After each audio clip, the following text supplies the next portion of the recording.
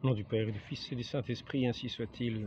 Donc, assez récemment, l'abbé de la Chanonie a fait tout un exposé que je trouve très bien fait pour exposer justement la position sédévacantiste par rapport à la doctrine telle qu'ils l'aperçoivent du point de vue sédévacantiste, dans ce qui est de la manière dont ils reçoivent l'enseignement de Vatican II afin de le dénoncer. Car ils ont une certaine manière de le percevoir qui n'est pas vraiment selon l'interprétation que l'Église en fait. Donc, je tiens juste à rappeler, lorsque nous sommes de l'Église catholique, nous recevons les enseignements de l'Église selon l'interprétation que l'Église catholique fait de ses enseignements. C'est elle qui est maîtresse dans ses enseignements, c'est elle qui donne le sens de ce qu'elle dit.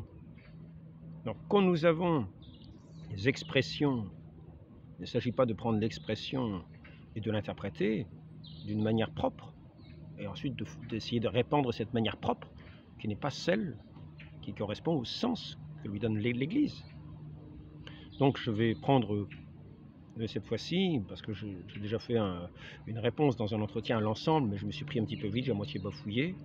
Donc je vais essayer de répondre d'une manière plus posée. Et disons en n'abordant qu'un seul point à la fois. Alors un des points importants qui est soulevé, c'est dans l'expression subsistit in. Subsistit in. Donc, dans Vatican II, il est dit « L'Église du Christ, en tant que corps organisé, subsiste dans l'Église catholique. » L'Église du Christ, en tant que corps organisé, subsiste dans l'Église catholique. Il me semble que c'est peut-être le point 22, 20, je ne sais plus exactement. Alors, l'abbé de la Chanonie dit, avant Vatican II, on disait, l'Église du Christ, l'Église catholique, c'est l'Église du Christ.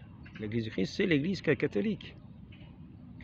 Et là, l'abbé de la Chanonie voudrait nous faire entendre que l'Église dit autre chose, en disant, l'Église du Christ, en tant que corps organisé, subsiste dans l'Église catholique.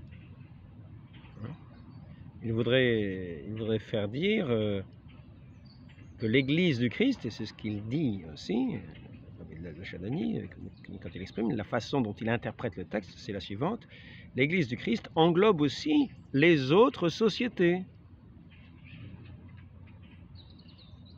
qui portent le nom chrétien, chrétienne, protestants, les schismatiques, etc. L'Église du Christ englobe les autres sociétés. Lorsque l'Église du Christ en tant que corps organisé, lorsque le Vatican II dit cela, l'Église du Christ en tant que corps organisé subsiste dans l'Église catholique, c'est la citation qu'il fait, hein, je ne peux pas aller la vérifier, eh bien nous avons l'explication de cette expression. Pour ceux qui ne percevront pas tout à fait le sens, je vais m'efforcer d'insister dessus, de manière à ce qu'on comprenne bien le sens de cette expression, qui n'a pas de défaut, et qui est très juste. Donc voici, je prends le texte qui a été écrit en l'an 2000, qui donne la précision à ceux qui auraient des doutes sur le sens catholique de cette expression, subsistit in. Dominus Iesu, les fidèles sont tenus de professer qu'il existe une continuité historique fondée sur la succession apostolique entre l'Église instituée par le Christ et l'Église catholique. Les fidèles sont tenus de professer qu'il existe une continuité historique fondée sur la succession apostolique les apôtres. La succession apostolique. Le pape, le collège des apôtres, les évêques et leurs successeurs. Les successeurs, les évêques, pas des évêques manchots, des évêques avec leur pouvoir, c'est-à-dire pouvoir de gouvernement et d'enseignement. Ils sont garantis dans l'enseignement. L'ensemble de ce magistère est appelé le magistère vivant, qui garantit la perpétuité de l'enseignement jusqu'à la consommation des siècles. Et il n'est pas question que ce magistère défaille, qu'il perde ni son gouvernement, ni son gouvernement, ni ni son enseignement, parce que ce serait rendre vaine la parole du Christ, qui dit que les portes de l'enfer ne prévaudront pas contre l'Église qu'il institue. Donc, Alain, un petit peu de douceur, un petit peu de douceur. Notre Seigneur est doux et humble de cœur, il faut montrer beaucoup de douceur. À ce sujet-là, je voudrais rappeler, pour montrer la permanence de ce gouvernement de cet enseignement dans l'Église, nous avons cette lettre que je répète, Ad Apostolorum Principis, même en cas de vacances apostoliques, les fidèles demeurent enseignés et gouvernés. Ce n'est pas une juridiction de suppléance, il n'y a pas de gouvernement qui autoriserait à donner les sacrements. Non, ce n'est pas ça, c'est le gouvernement. Le gouvernement dans l'Église, tous les fidèles doivent se trouver gouvernés par un évêque. Bon, il peut y avoir des vacances de sièges épiscopaux. Et dans ce cas, on attend le successeur. Et, comment dire, nous allons voir la légitimité de ces pasteurs, de ces successeurs des apôtres. Même en cas de vacances apostoliques, les fidèles demeurent enseignés et gouvernés, donc le magistère demeure. Le magistère vivant demeure, c'est pas que le magistère des lettres mortes écrites, de tous les papiers, de tous les textes écrits, non, ce n'est pas... Non, là on parle du magistère vivant. Donc même en cas de vacances apostoliques, les fidèles demeurent enseignés et gouvernés par leurs évêques légitimes. Quels sont-ils, ces évêques légitimes? Ce sont ceux qui ont reçu du pape la juridiction pour enseigner et gouverner. Alors ceux qui ont été excommuniés par le pape qui est mort, ils restent excommuniés. Donc ils ne font pas partie de cette église enseignante ou qui gouverne. Non, ils sont donc considérés comme en dehors de l'église. Il faudra attendre qu'il y ait un pape suivant pour éventuellement enlever l'excommunication. Donc je reviens au texte. Les fidèles sont tenus de professer qu'il existe une continuité historique. On est tenus. Il ne s'agit pas de dire non unacum. Non, moi je ne suis pas en lien avec eux. Non, on reconnaît.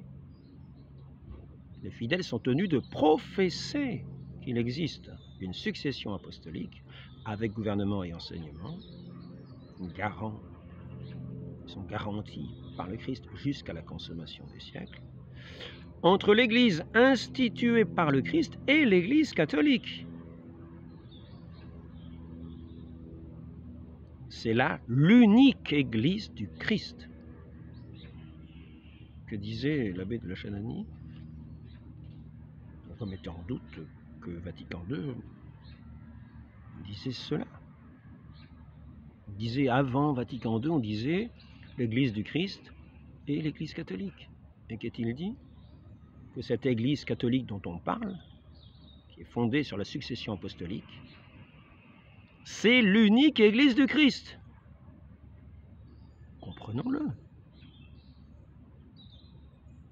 Pour ceux qui auraient une tendance à échapper, qui depuis quelques années auraient tendance à ne plus avoir foi en cette Église et en l'Église de notre Seigneur Jésus-Christ, à croire non pas à croire qu'il a défailli dans sa parole, mais ne plus croire en ce magistère, croire que ce magistère a failli, qu'il n'y a plus de gouvernement, qu'il n'y a plus d'enseignement, que chacun est son propre chef dans l'enseignement et son gouvernement. On se gouverne soi-même, on se dirige soi-même. Ce n'est pas l'Église. Les fidèles sont tenus de professer qu'il existe une continuité historique fondée sur la succession apostolique. Ce n'est pas évêque. Enfin, il y a peut-être des évêques, mais si vous avez le gouvernement parce que vous avez été nommé par le pape, et que vous n'êtes pas excommunié, eh bien, je suis votre serviteur. Peut-être pas de votre juridiction. Non, je veux dire, dans les limites du pouvoir de votre juridiction. Je serai toujours votre serviteur. C'est là l'unique Église du Christ. Comprenons-le, souvenons-nous-en. C'est ce que professe l'Église apostolique, qui est dans la succession des apôtres. Donc, c'est là l'unique Église du Christ que notre Sauveur, après sa résurrection, remit à Pierre, pour qu'il en soit le pasteur. Saint Jean chapitre 21, 17. Qu'il leur confia à lui et aux autres apôtres, confia cette Église à lui et aux autres apôtres, c'est ce qu'on appelle la collégialité, dans la communion, dans l'union à celui qui est le chef, le Christ, mais le Christ qui a établi ce chef pour diriger, pour être le pasteur de son Église, c'est ce qu'on appelle les souverains pontifes. Parmi les pontifes, le chef, les autres pontifes, qui exercent le même pouvoir en union avec lui, sur leur domaine, sur le domaine de leur juridiction. Donc, que notre Sauveur, après sa résurrection, remit à Pierre pour qu'il soit le pasteur, qu'il lui a confié à lui et aux autres apôtres, donc cette Église, pour la répandre et la diriger, la répandre universellement. Et on verra l'importance que cela a dans la suite de ce document. Pour la répandre et la diriger, Saint Matthieu chapitre 28, 18, et dont il a fait pour toujours la colonne et le fondement de la vérité, et il dit à ses apôtres, qui vous écoute, m'écoute, qui vous rejette, me rejette. Ce que vous tiendrez pour lier sera tenu pour lier. Ce que vous tiendrez pour délier sera tenu pour délier.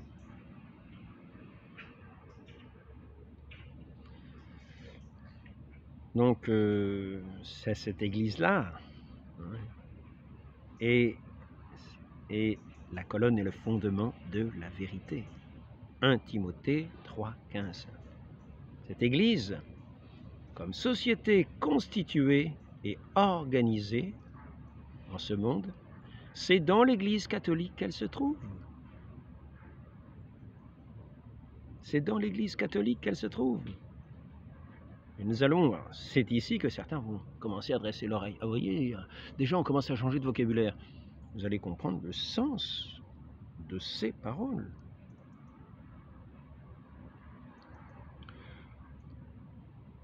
Subsistit in, c'est dans l'Église catholique qu'elle se trouve, subsistit in, gouvernée par le successeur de Pierre et les évêques qui sont en union avec lui. Gouvernée par le successeur de Pierre et les évêques qui sont en union avec lui. Par l'expression subsistit in, le Concile Vatican II a voulu proclamer deux affirmations doctrinales.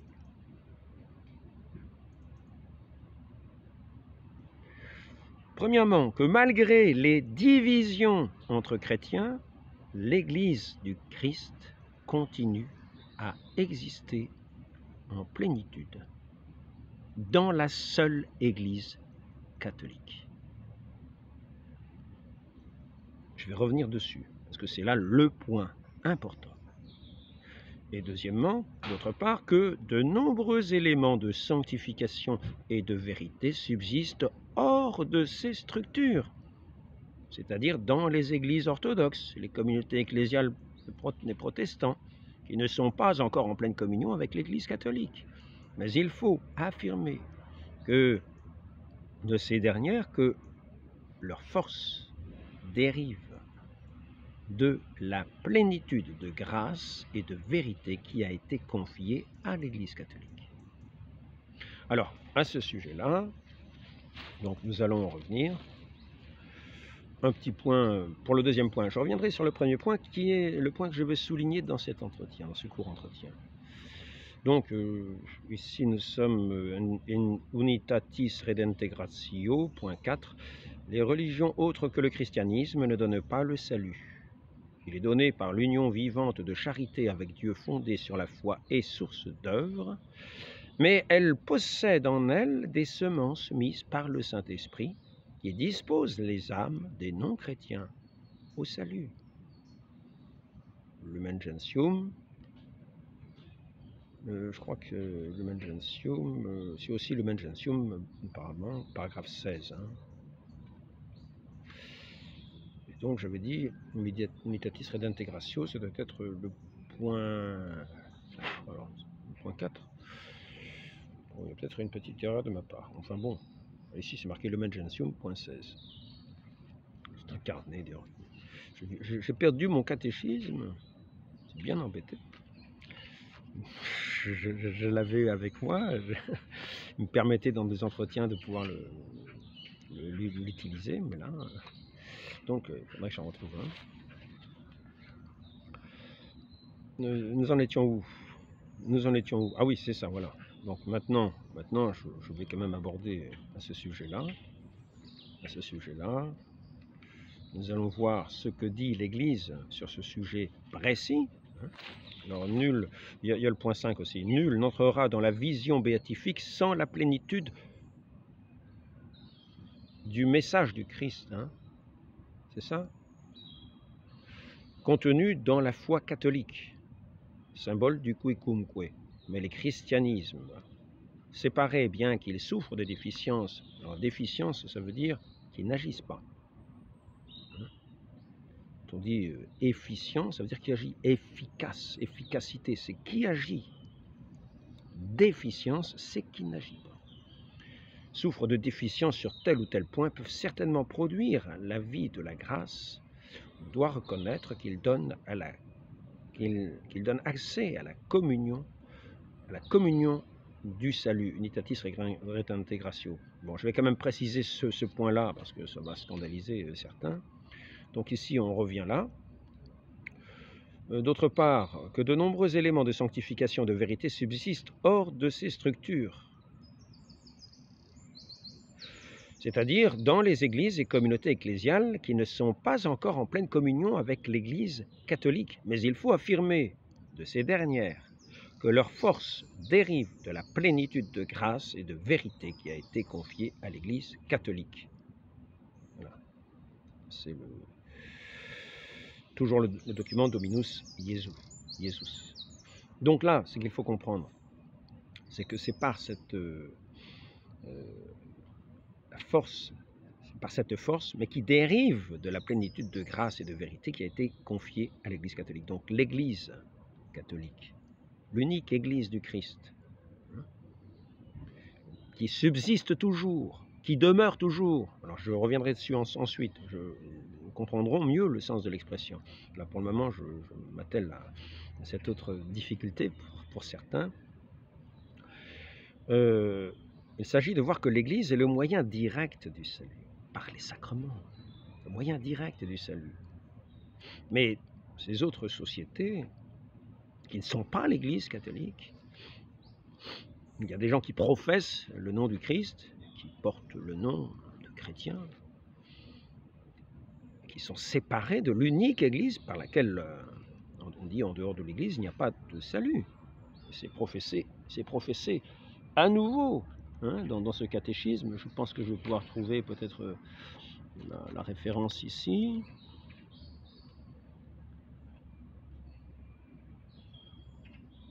Hein, la liberté religieuse n'est ni la permission morale d'adhérer à l'erreur, ni un droit supposé à l'erreur, mais un droit naturel à la personne humaine. Hein.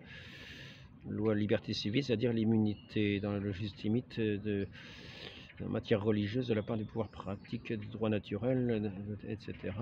C'est pas ça. Ce n'est pas ça. Je l'ai vu tout à l'heure, le passage en question. Je l'ai vu tout à l'heure, ce passage en question. Malheureusement, apparemment, je ne l'ai pas sous la main.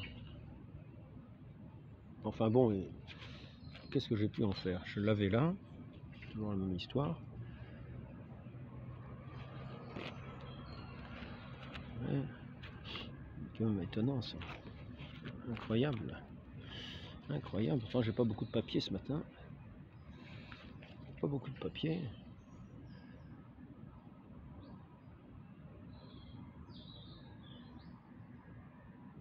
Ouais.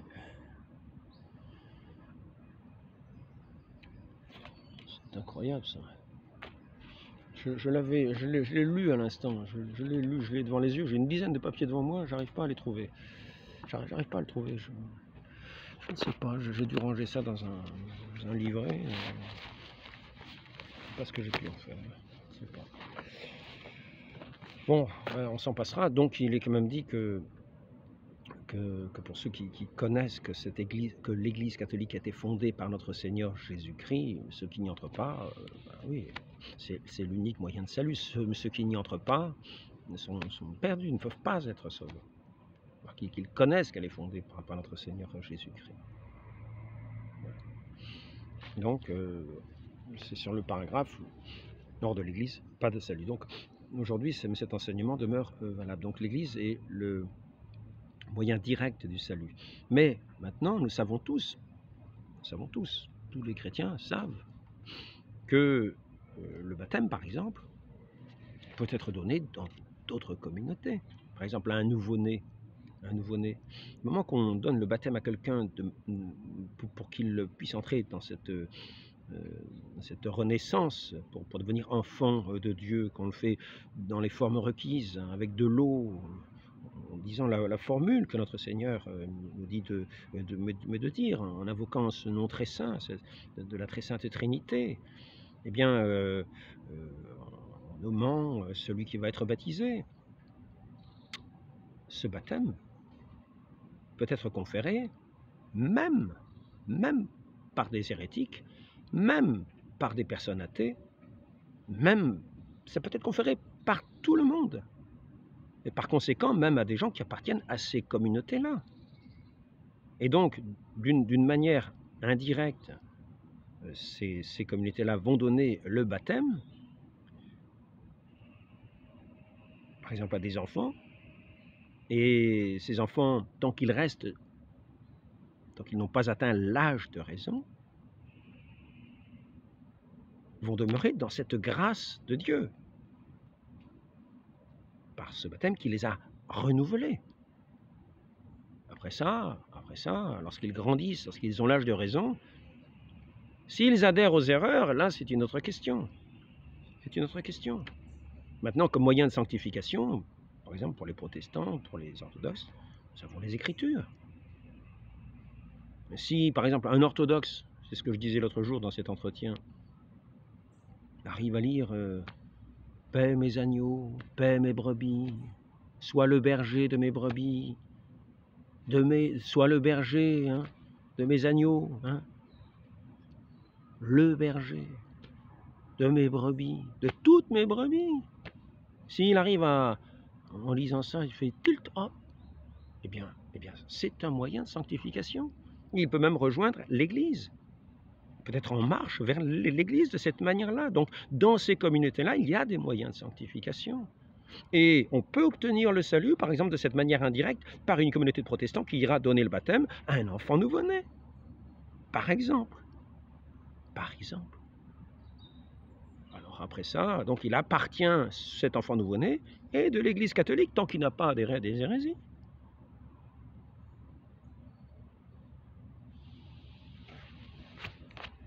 Qui ne rejette pas la vérité de la foi du Christ. Et donc, par conséquent, le Christ lui-même, qui vous écoute, m'écoute, écoute celui qui m'a envoyé, c'est-à-dire le Père éternel, qui vous écoute, m'écoute, qui vous rejette, me rejette. Donc maintenant, je reviens à ce point important que je voulais aborder, subsistit in, donc pour cette autre, pour le point capital. Parce que certains vont dire, voyez, oui, toutes ces communautés sont incomplètes. Finalement, nous sommes tous en marche vers la plénitude de la révélation, vers cette Église du Christ où nous serons tous saints. Nous sommes tous en marche. Et ce document ne dit pas que nous ne sommes pas en marche. Nous sommes tous des pèlerins ici-bas.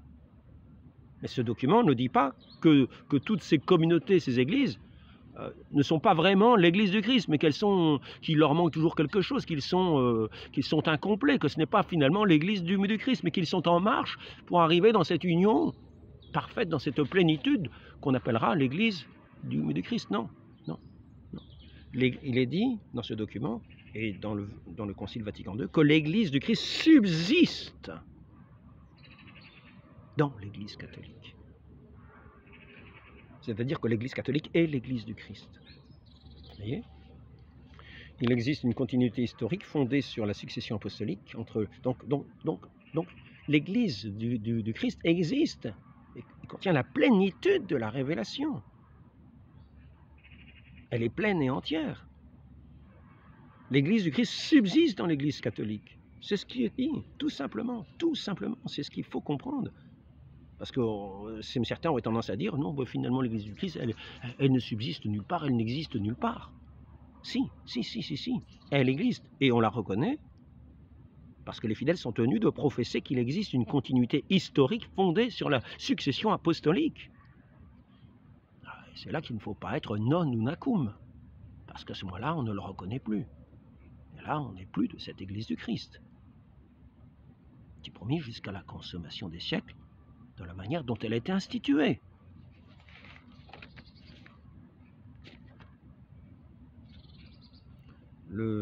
Jésus-Christ a institué dans l'Église un magistère vivant, authentique et de plus perpétuel.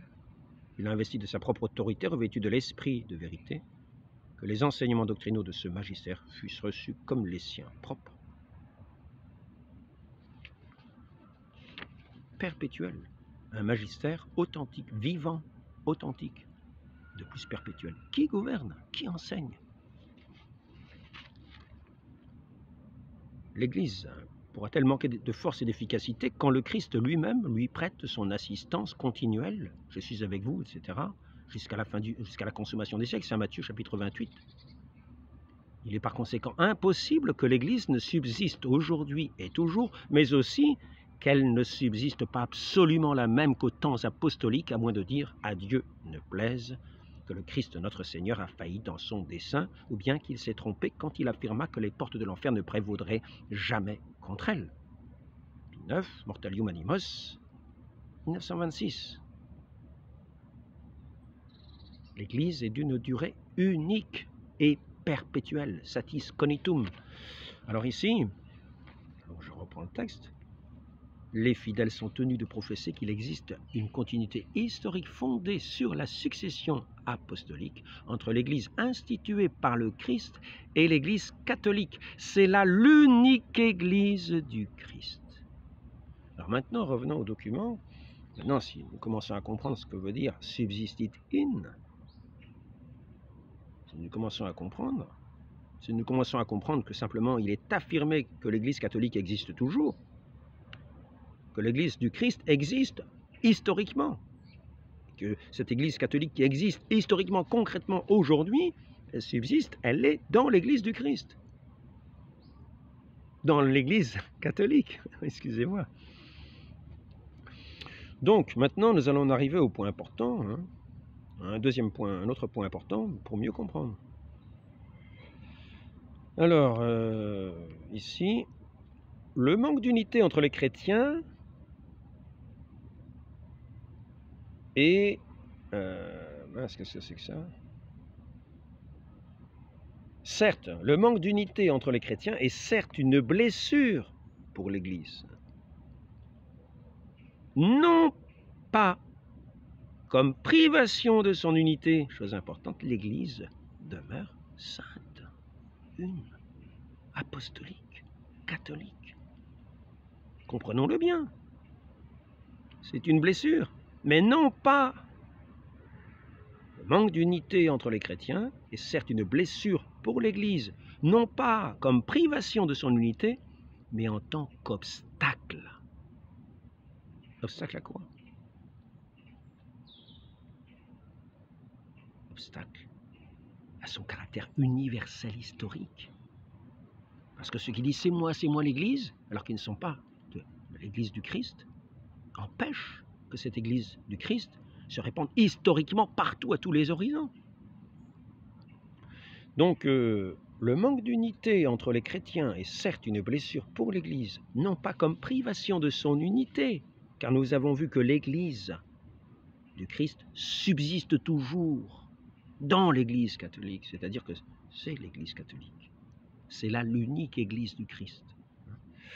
Mais alors donc, mais en tant qu'obstacle, hein, ce manque d'unité entre les chrétiens est une blessure pour l'Église, non pas comme privation de son unité, qui empêche l'Église d'être, ça n'empêche pas l'Église d'être. Elle subsiste, elle demeure dans l'Église catholique. Mais en tant qu'obstacle pour la réalisation pleine de son universalité dans l'histoire. Annoncer l'évangile à toute créature jusqu'au bout du monde. Et toutes ces communautés-là sont un obstacle. Elles n'empêchent pas l'Église d'être. L'Église subsiste dans l'Église du Christ, subsiste dans l'Église catholique. Elle n'empêche pas l'Église d'être. Comprenons-le bien, c'est ce qui est dit. L'Église existe, elle est sur cette terre. On la reconnaît à son caractère apostolique. Il ne s'agit pas de rajouter le caractère apostolique et de comprendre mal les enseignements, mais comprenons-les de la manière catholique. Comprenons-les, ces enseignements de la manière catholique, recevons-les avec foi, puisque si nous avons foi en notre Seigneur, comprenons que c'est l'Église qui a fondé, que c'est notre Seigneur qui a fondé son Église sur un roc indestructible, parce que c'est lui qui le tient. Voilà. Est-ce qu'il y a quelque chose à rajouter ici ?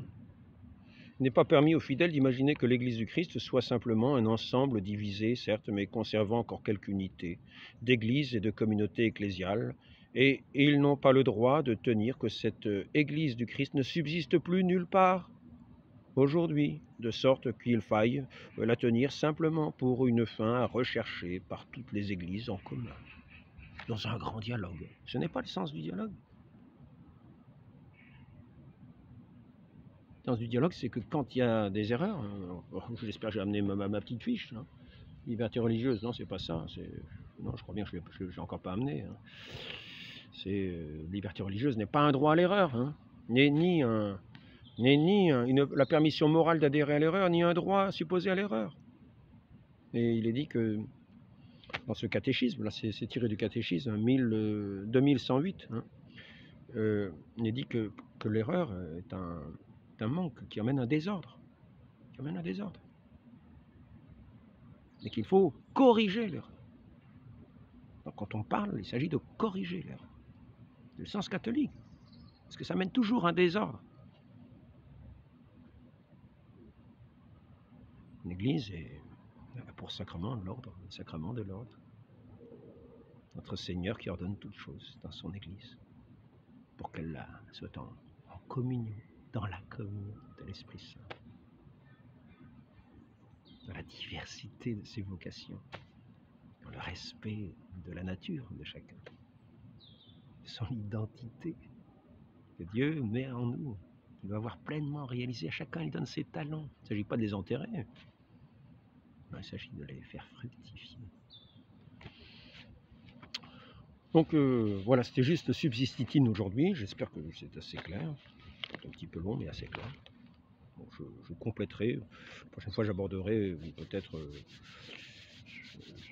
ce qui est encore reproché, hein, comme une hérésie, c'est-à-dire, la prochaine fois, je pense que j'aborderai j'arrive un peu à me souvenir, la collégialité. Il y aura le Saint-Sacrement, hein, il y aura le Saint-Sacrement, hein, parce qu'on dit que c'est une messe, maintenant, ce serait une messe protestante, donc on va aussi voir le cas, hein, mémoire, nous faisons simplement mémoire. Souvenez-vous, hein. Très Sainte Vierge Marie, étonnez-nous de recevoir ces enseignements, ces paroles de vie de notre Seigneur, dans leur clarté, dans leur lumière, de ne pas les rejeter.